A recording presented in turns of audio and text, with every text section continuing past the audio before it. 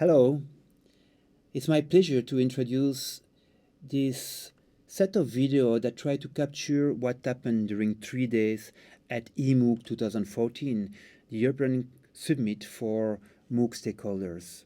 This event was organized at EPFL, l'École Polytechnique Fédérale de Lausanne, or the Swiss Federal Institute of Technology in Lausanne, in partnership with Power Education, a company active in online learning and based in Barcelona.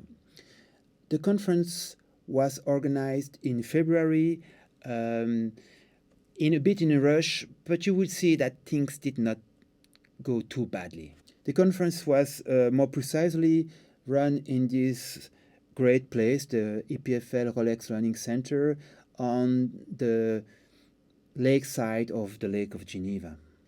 First, a comment. This set of video does not constitute a MOOC. I would not like to lead to any confusions here. A MOOC is much more than a set of video. Here you have a subjective selection of interesting moments during these 3 days. A MOOC is a course that includes exercise, assignment, quiz, forum question, and some kind of relationship with the teacher. We discovered that sometimes this relationship, despite being online, is actually quite strong, emotionally strong. So this is not a MOOC. I would not like to lead you to misunderstand. This is just a collection of videos. We were very lucky. We had more than 450 participants, of course, many from Europe, but also from some of them from countries that we were not expected to see, and we were quite happy to have this fantastic diversity during these 3 days in Lausanne. The goal of the meeting was to have some synergies in Europe, some deep discussion. As you probably know, the States were the first to run on the MOOCs. Some of us in Europe were a bit fast as well, but mostly Europe was a bit slow.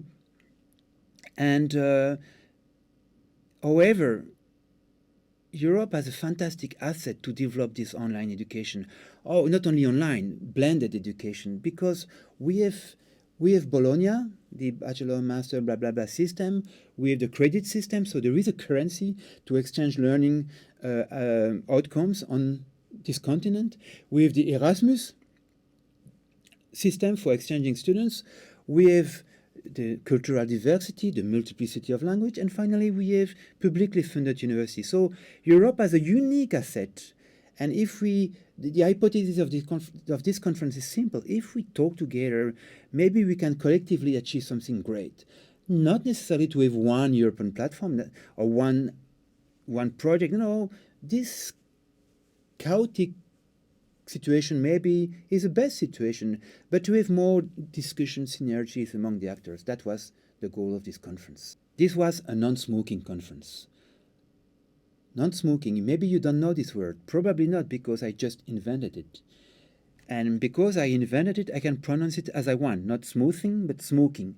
Smoking is using superlatives about MOOCs. And, we heard a lot of them over the first year. MOOCs are fantastic. They are going to solve all the problem of higher education. Or MOOCs are terrible. It's the end of the quality. Of course, these overstatements can only be wrong. The truth is somewhere in between. And the goal of this conference was to say, okay, now the hype is a bit over. This is fine. We can have serious discussions, share data, share experience, be honest about the problems we have, be happy about the success we have as well, and simply share information. Not to talk about what could happen, but to talk about what has happened. So, smoking was not allowed during these 3 days in the EPFL buildings. Of course, I know that people were smoking in the garden. This conference was possible because we received a great support from several sponsors, 3 gold sponsors, Google, Orange and Swisscom, and 7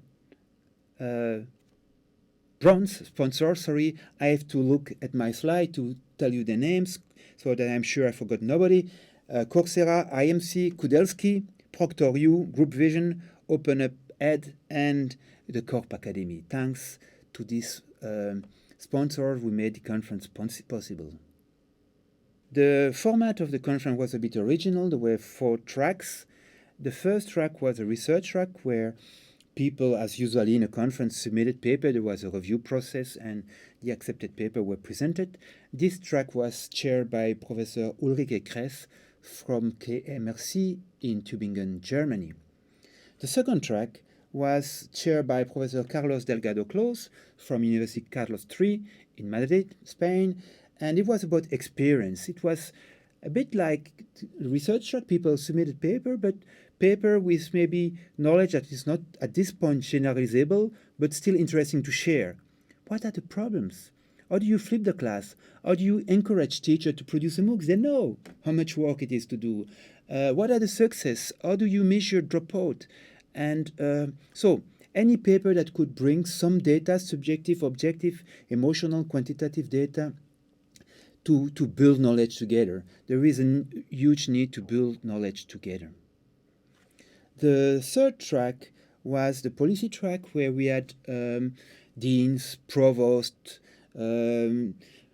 rectors discussing where to go, what is the strategy, basically decision makers in university, but also at the regional, national, or European level, sharing their insights, their fears, their ideas about where to go now in the MOOCs. And this track was chaired by Mariana Lozada, who at that time was at the EMOOC in Paris, France. And finally, the business track was about bringing together the main actors of the field. The track was chaired by Michel Bénard from Google, and we had the main MOOC platform, edX, Coursera, FutureLearn, Myriadax, University. We had B2B actors like IMC or Corp Academy, who deliver MOOCs to companies that need them for their employees, for instance. We had, of course, these companies that want to buy MOOCs from the B2B producers. We had NGOs. So I think we had a very good mix of participants to discuss, what are the business model? What is the financial sustainability? A lot of interest for this business dimension of the MOOC system. We had, of course, some tutorials chaired by Hans Pankratz from TU München about, for those who are not so familiar with the MOOCs, and you will see some bits of it in the video. And finally, of course, you will see several excerpts from the keynotes. We had 7 keynote speakers, really a great brochette, as we say, of keynote speakers that you will see in the next video. So the rest of this will be organized in 3 parts. Some of the video captured during the policy tracks, those during the business track, and for the experience and research track, we merged them because there was some overlap between them.